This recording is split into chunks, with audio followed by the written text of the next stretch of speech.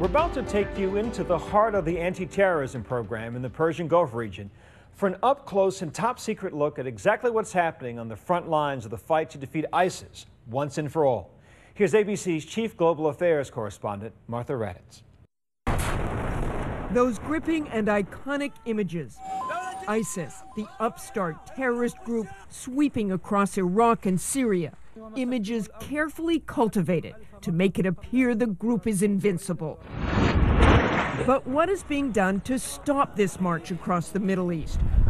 We traveled to a location in the Persian Gulf region we've been asked not to disclose, where we were given exclusive television access to see the 24/7 operation to take down ISIS.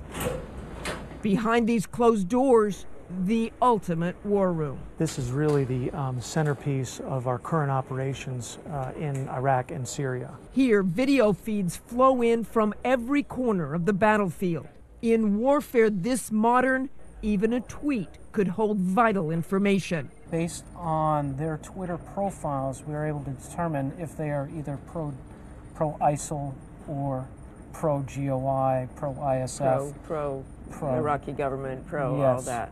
Just feet away, the fires desk, coordinating airstrikes. What you're watching is the very last pieces of that chain that I talked In about earlier. other words, when the missiles are fired or the bombs are dropped. Correct. Helping to guide those bombs to their targets, JTACs, Joint Terminal Attack Controllers. We met a group of them decompressing after their 9-month stint in Iraq. This is what number deployment? 12. These men are at the center of a debate about how close to the front lines the U.S. should be.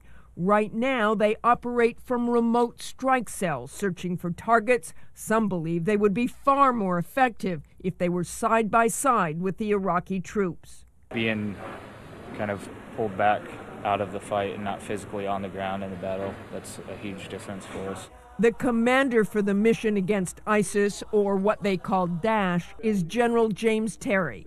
I think there's progress in the campaign. The first phase of that campaign was halt Daesh.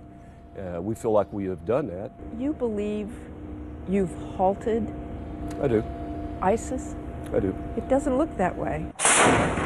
Take, for example, the images of ISIS taking Ramadi last month.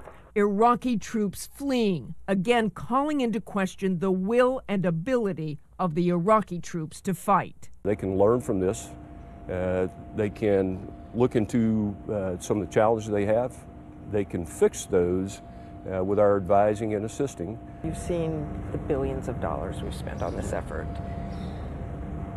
What would you tell people who say, hey, it still isn't working? Why will it work this time? It's going to work. It has to work.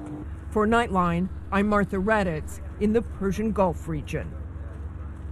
It was British Prime Minister Margaret Thatcher who said, "You may have to fight a battle more than once to win it."